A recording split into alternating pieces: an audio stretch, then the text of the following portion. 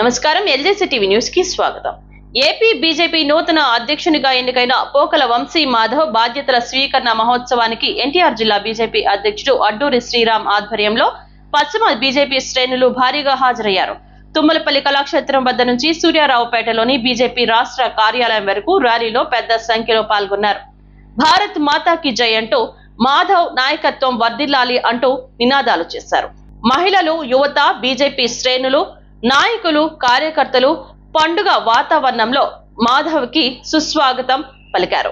ఎన్టీఆర్ జిల్లా బీజేపీ అధ్యక్షుడు అడ్డూరి శ్రీరామ్ ఆధ్వర్యంలో జరిగిన భారీ ర్యాలీలో మైనారిటీ సెల్ రాష్ట్ర అధ్యక్షులు షేక్ బాజీ, బీజేపీ నేతలు పైలా సోమినాయుడు, పైలా సురేష్, బేవర మురళి, రెడ్డిపల్లె రాజు, యలకల అనిల్, పోతిన వేసుకంఠేశ్వరుడు, సత్యసాయి ప్రసాద్, లింగాల అనిల్, దొడ్ల రాజా, గన్నవరపు శ్రీనివాసరావు, దేవున హరిప్రసాద్, పగడాల కృష్ణ, కోలపల్లి గణేష్, అవ్వారు బుల్లబ్బాయ్, వై విశ్వేశ్వరరావు, కందుల సుబ్రహ్మణ్యేశ్వరరావు, నున్న కృష్ణ, వెన్నాబత్తుల సోమేశ్వరరావు తదితరులు పాల్గొన్నారు.